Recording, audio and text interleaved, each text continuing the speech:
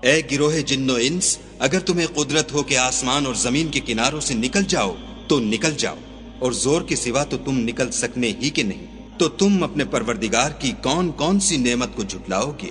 تم پر آگ کے شعلے اور دھواں چھوڑ دیا جائے گا تو پھر تم مقابلہ نہ کر سکو گے، تو تم اپنے پروردگار کی کون کون سی نعمت کو جھٹلاؤ گے؟ پھر جب آسمان پھٹ کر تیل کی تلچھٹ کی طرح گلابی ہو جائے گا تو وہ کیسا ہولناک دن ہوگا، تو تم اپنے پروردگار کی کون کون سی نعمت کو جھٹلاؤ گے؟ اس روز نہ تو کسی انسان سے اس کے گناہوں کے بارے میں پرسش کی جائے گی اور نہ کسی جن سے، تو تم اپنے پروردگار کی کون کون سی نعمت کو جھٹلاؤ گے؟ گنہگار اپنے چہرے ہی سے پہچان لیے جائیں گے تو پیشانی کے بالوں اور پاؤں سے پکڑ لیے جائیں گے، تو تم اپنے پروردگار کی کون کون سی نعمت کو جھٹلاؤ گے؟ یہی وہ جہنم ہے جسے گنہگار لوگ جھٹلاتے تھے، وہ دوزخ اور کھولتے ہوئے گرم پانی کے درمیان گھومتے پھریں گے، تو تم اپنے پروردگار کی کون کون سی نعمت کو جھٹلاؤ گے؟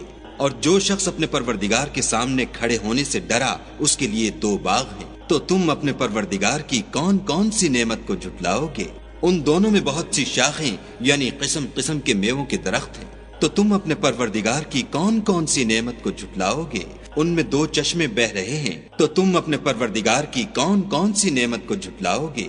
ان میں سب میوے 2 قسم کے ہیں، تو تم اپنے پروردگار کی کون کون سی نعمت کو جھٹلاؤ گے؟ اہل جنت ایسے بچھونوں پر جن کے استر اطلس کے ہیں تکیہ لگائے ہوئے ہوں گے، اور دونوں باغوں کے میوے قریب جھک رہے ہیں، تو تم اپنے پروردگار کی کون کون سی نعمت کو جھٹلاؤ گے؟